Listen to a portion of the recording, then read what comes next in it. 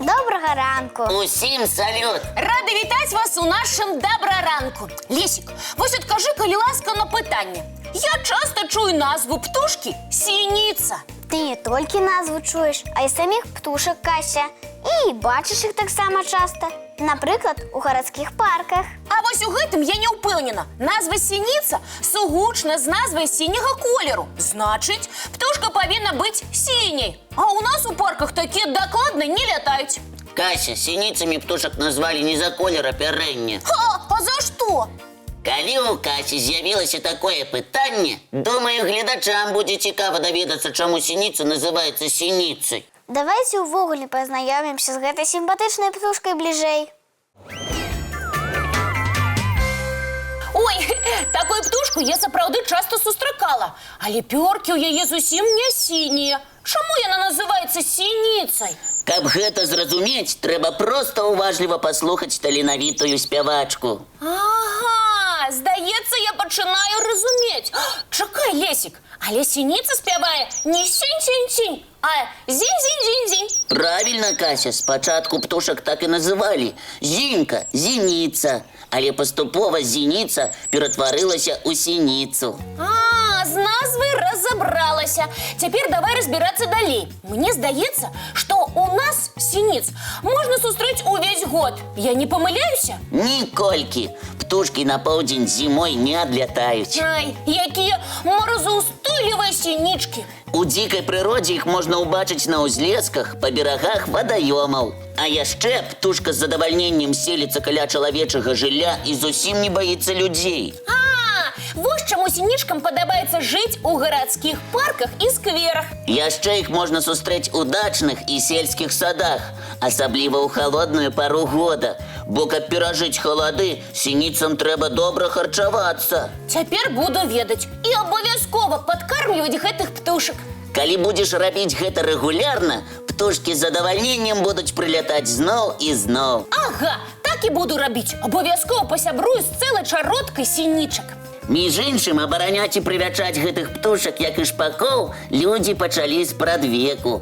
Дакладна вядома, што яшчэ ў 14 стагоддзі ў Германіі Людзьвігам Баварскім быў выдадзены ўказ, які накладаў буйны штраф на чалавека, які пакрыўдзіў сініцу. Ого, атрымліваецца, сініцы знаходзіліся пад каралеўскай аховай. Яны падабаліся і простым людзям. Раней многія трымалі сініцу ў дамах, як папугаяў. А чаму не? Птушкі таксама прыгожыя і спяваюць цудоўна. А яшчэ сініцы вельмі спрытныя, выдатна манеўруюць. У палёце робяць хуткія павароты, калі хочуць злавіць казурку. Сінічкі, да хуткай сустрэчы. Я абавязкова прыйду да вас з пачастункамі. Дякую за цікавий розказ, Лесик. Не забудьтеся, мы сёння идем кормить синичек. Я им пообяцала. Не забудемся, Кася. Атрымаецца у нас і прагулка, і карысная справа адначасова. Геніяльная ідэя. Добрая, Кася. У мяне яшчэ столькі геніяльных ідэй. Вось вам наступнае. Прапаную зараз паглядзець мультик. Усе за, Кася. Глядзім мультфільм, сябры.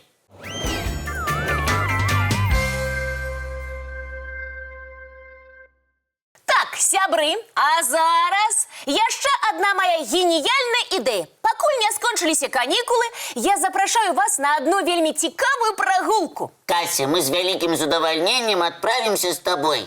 А куди пойдем? Може, у ботанічний сад? Ці фотографуватися до пригожих фонтанів? Ідэі нядрэнныя, але ўсё гэта у наступны раз. А куды накіруемся сёння? О, такой прагулкі вы яшчэ не здзяйснялі. Я прапаную вам прагуляцца па дахах. Ну, Кася, я от тебе такого не чакала. Такой шикоўнай прапановы? Правильно, у вас один Лесик разумник. Вы не разлічвалі, што я могу придумать Такі небяспечны занятак. Слухаю тебе, Кася, і здзіўляюся. Усе наши гледачы ведаюць, што на дахе ўзбірацца катэгарычна забаронена. Правда? Бачиш, усе дети згодные. Хочешь, каб тебе с даху здымали выратавальники? Не соромно. Чакайце, А як же малыш і Карлсон? Яны ж гулялі па дахах, і нічога страшнага з імі не здарылася. Кася, па-першае, гэта было ў кнізе, а не на самой справе. А по-другое, і ў кнізе за малышом на дах падымаліся выратавальнікі. А бацькі хлопчыка так напалохаліся. Вара, перадай, калі ласка, Касі камп'ютар. Так, а навошта ён мне? Мы зараз з дзеткамі мультфільм паглядзім, а ты выпраўляй становішча. Шукай, куды пасля мультфільма адправімся. Правильно, Лесик. Распрацоўвай, Кася. Віртуальнае падарожжа. Цікавае і крыху страшнаватае. Усё, як ты хацела. Ага, а можа ўсё ж Лесік гэтым зоймецца? У яго здорава атрымліваецца. Атрымліваецца здорава, але ты павінна зараз папрацаваць. Каб не было часу прыдумаць розныя глупствы. Ну-ну, сваю няўдалую ідэю з прагулкай па дахах я надоўга запомню. Што і патрабавалася.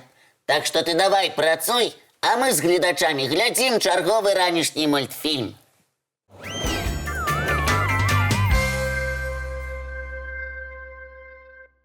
Ну што, Кася, знайшла маршрут для віртуальнага падарожжа? Цікавага і крыху страшнаватага. Знайшла, вядома. Думалі, не спраўлюся. Чаму гэта, Кася? Мы ў цябе верым. І правильно робіце. Шкада, вядома, што я мультик пропустила. Але падарожжа будзе, што трэба. І куды мы адпраўляемся? У Танзанію! Вось мы і ў паўночнай Танзаніі. Менавіта тут раскінулася возера Натрон. Унікальны вадаём. А чым ён унікальны? Уявіце, толькі тут падарожнікі могуць убачыць неапісальнае відовішча.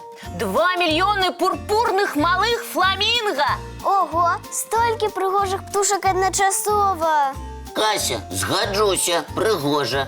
Але што страшнаватага ў нашым падарожжы? Справа ў тым, што звычайным гэтае возера выглядае далёка не заўсёды. Інтрыга. Кася, ты выдатна спраўляешся з ролі экскурсавода. А вы як думалі? Я малайчына, але зараз пра возера. Глядзіце і здзіўляйцеся. Ой, а вода што, чырвоная? Менавіта, нават назва возера перакладаецца як чырвонае. Цікава. Кася, а ты даведалася, чаму вада ў возеры мае такі незвычайны колер?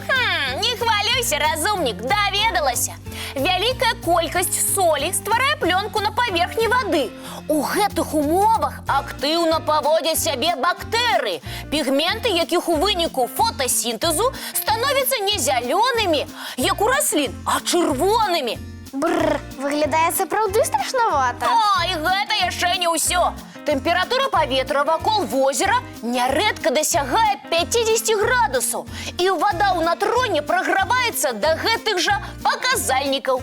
Ого, якое гарачае возера! Але што побач з гарачай салёнай вадой робіць фламінга? Чаму селяцца тут у такой вялікай колькасці? Для фламінга возера бяспечнае месца для жыцця, бо яго гарачае і амаль атрутнае асяроддзе перашкаджае драпежнікам падабрацца да гнёздаў. А як жа самі фламінга вытрымліваюць такія ўмовы? Птушкі размяшчаюцца на маленькіх астраўках солі, якія з'яўляюцца ў выніку выпарэння вады з возера. А чым жа харчуюцца фламінга ў такіх складаных абставінах? Яны сілкуюцца спіруліны. Гэта водарасці, якім не перашкаджае ні тэмпература, ні склад вады возера Натрон. Ну і ну, здавалася б, возера, дзе жыццё немагчыма. А тут табе і фламінга, і водарасці. І беспазваночны. А па баках Натрона, дзе вада застаецца меней салёнай, увогуле селяцца рыбы, цілапіі. Як цікава ўладкавана ўсё ў прыродзе. Да якіх толькі умоў не прыстасоўваюцца жывёлы, птушкі і расліны. Птушкі і расліны прыстасоўваюцца, а вось чалавеку апынуцца ў такой вадзе будзе вельмі небяспечна. Можна атрымаць апёк ці яшчэ невядома што. Вада ж не толькі гарачая, у ёй шмат хімічных элементаў. Кася, у цябе ўсё цудоўна атрымалася. Ты нас і здзівіла, і крыху напалохала. Правільна, усё так і было задумана. Ведаеце што, давайте вяртацца. Падарожнічаць, вядома, цікава. Толькі мне больш падабаюцца нашы беларускія азёры. Ха, але пагадзіцеся, геніяльнае падарожжа ў мяне атрымалася. Выдатнае, дзякуй. А зараз геніяльны экскурсавод. Давай разам з намі і дзеткамі глядзець мультфільм. О, а я на мультик зусім забылася. Давайте глядзець.